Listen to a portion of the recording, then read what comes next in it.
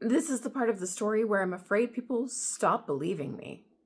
This part of why I became the person who tells Mormon true crime. Just 6 weeks after my parents' divorce finalized, my mom remarried to my stepdad, who was a convert from Maine. And that is when my dad's anger turned from dangerous to even worse. I remember my older siblings telling me that he told them to get down if they heard pew-pews because it was him coming to get my mom and my stepdad.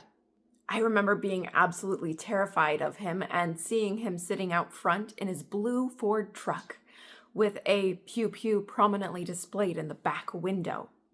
I remember my siblings telling me and my other siblings that were close to my age to go downstairs and hide in the closet and grab whatever you can to defend yourself in case you need to.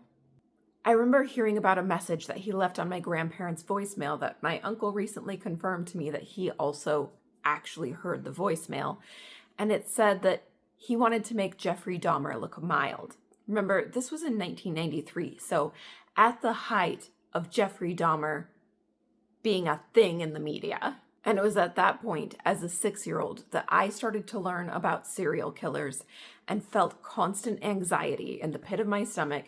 I would feel my heart racing, and I constantly was looking over my shoulder, afraid that something horrible was going to happen. I remember animals dying, my family's, and the bishop, and the scoutmaster in our ward, who had all written statements against my father. I remember checking the mail and seeing cards addressed to the Bummets instead of the Bennets. I remember child support checks coming into the Bummets instead of the Bennets. I remember my dad and stepdad being in a driveway facing each other, both ready to defend themselves or attack. I remember the police coming. I remember pepper spray. I remember being told about a newspaper article that was put out about my mom and stepdad saying that they had had an affair.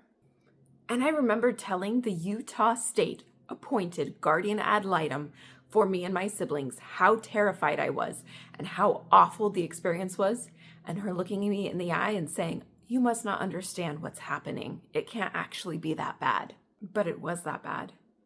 And in the next part, I'm going to tell you about how my mom moved us away from the state of Utah and how my mom felt that we had to escape, because sometimes that's the only choice you have.